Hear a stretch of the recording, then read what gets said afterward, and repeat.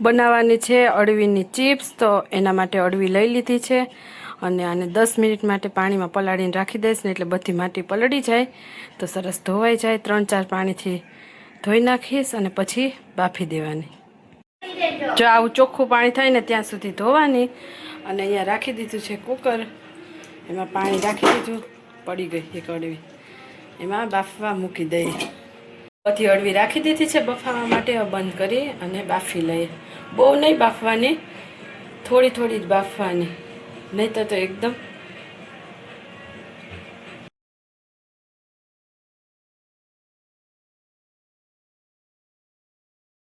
બફાઈ ગઈ છે। અને જો એકદમ નહીં બાફવાની, થોડીક આવી રીતના પ્રેસ થાય ને ત્યાં સુધી જ બાફવાની।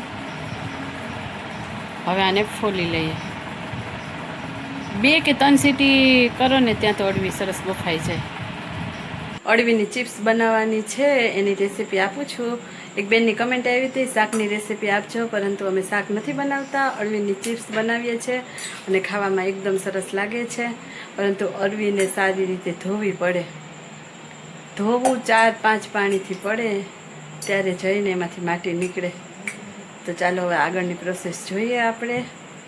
અને એકદમ સરસ લાગે ખાવામાં। ચીકણી હોય છે પરંતુ તળાઈ જાય ને પછી સેજ પણ ચીકાશ નથી લાગતી। તમે પણ મિત્રો બનાવીને ટ્રાય જરૂરથી કરજો, ફરાળમાં પણ ખાઈ શકીએ।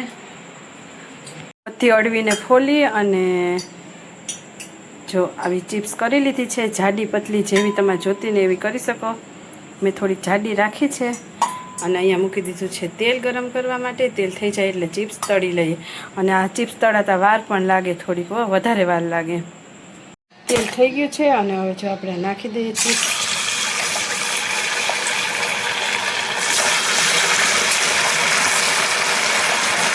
અને આ ચિપ્સને હાઈ ફ્લેમ પર તળવાની।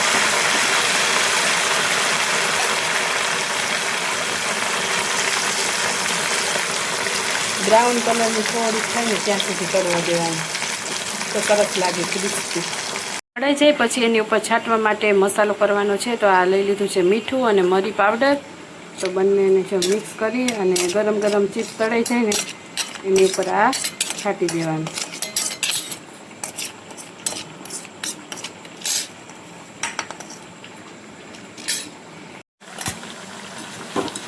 હજુ તો આવી થઈ છે, હજી થોડીક વાર રાખવાની છે એટલે એકદમ સરસ ક્રિસ્પી બને છે। ચિપ્સ તળાવવા જ આવી છે। જો આવી રીતના બ્રાઉન કલરની થાય ને ત્યાં સુધી તળવાની।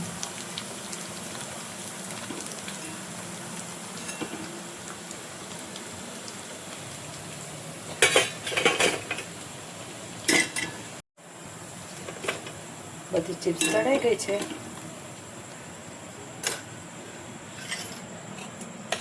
હવે પાછી આમાં બીજી ચિપ્સ નાખી દઈએ તળાવવા।